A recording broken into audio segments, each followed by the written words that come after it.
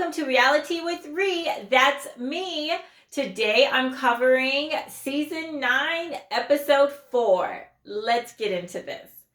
Today is the day that Ari and Biniam are leaving Ethiopia. Biniam is getting ready to go grab a last meal with his sisters and brother, and he decides to invite Ari along. Ari, however, declines the invite because she doesn't want any more drama. Remember, last week's episode, one of his sisters threw a drink in that woman's face. So I don't blame her because I wouldn't want a drink tossed in my face either. Would you? Just ask him. Anyway, so at the meal with his family, Biniam hears their concerns. His sisters let him know that if things go bad and he needs to come back, that they will pay for a return flight for him to come back to Ethiopia. His sisters also want him to use the opportunity to locate his first son in the U.S. See, Biniam has an American ex-wife who brought their son to the U.S. for a visit and never came back. He hasn't seen his firstborn son in years. Poor guy. Later on, Biniam's family meets them at the airport to say goodbye, and Ari wants nothing to do with them. You could cut that tension in the air with a knife. Ladies and gentlemen, if there is too much toxicity between you and someone else, or with you and your own family members, or the family members of your significant other, sometimes you just have to step back or step away and say, for my own mental and emotional health, I choose to not interact with that person or with those people. Just saying. Next up, we have Emily and Kobe. We pick up with them all happy in bed after they had a great night of reconnecting sex. Emily felt that her new mom bod was accepted by Kobe, and she said that she accepts his dad bod too. She asks Kobe if he regrets their mommy and daddy date night, and he said no. Then they drive to the house. Kobe begins getting emotional before they get out of the car to go inside. Now here's the kicker. When he begins crying, Emily kind of laughs the whole time. I guess she's trying to comfort him. Question: why does she laugh so much when he's emotional? She laughed again when he got emotional after meeting his son inside of the house. I don't get it, and I don't understand it. She does this. It's almost like she's making fun of him for having emotional moments. And if that is the case, that's not right. She shouldn't come off as though she's making fun of her man when he's crying. Just saying. Next up, we have Cara and Guillermo. Guillermo spent his first day and night in the U.S. He woke up a happy man with a huge smile on his face. But that smile went away real quick when the subject of a laptop came up. Cara made that smile turn upside down. He mentioned that he needed a laptop, and she checked him by telling him no. Apparently, he had a busted laptop that was left in the DR, but he'd like to have one while he's here in the US. Cara said that he didn't need one, that a new laptop was not in the budget, and that he could use hers instead. He told her that he sold almost everything he had back in the DR and that he should be able to use some of that money to get himself a laptop. I don't believe that her position is realistic because here in America, usually every adult has their own laptop or computer. Heck, even kids have their own laptops and computers. To me, she's coming off like she's trying to be the boss of him. And she even admitted that she will be sometimes. Now, that's just not right.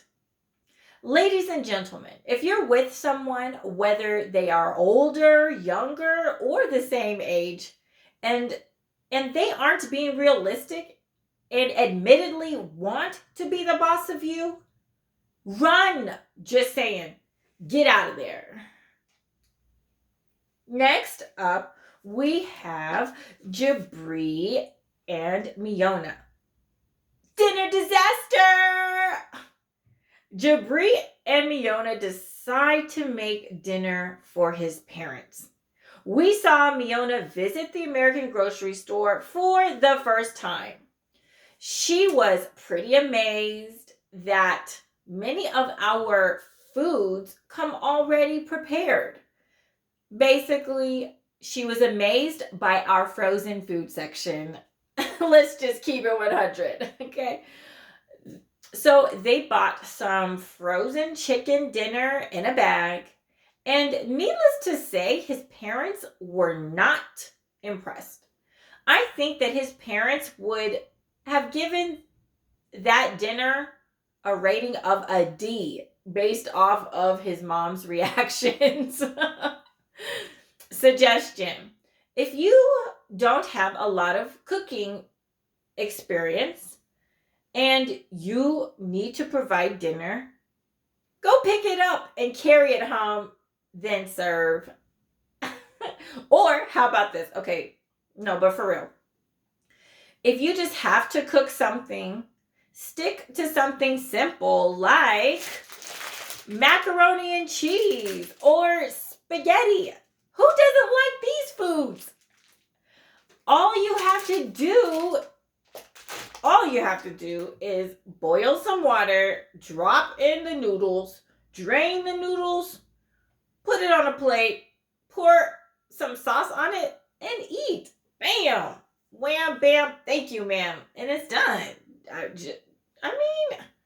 Listen, there are a million YouTube videos out there on how to make noodles if you need the tutorial.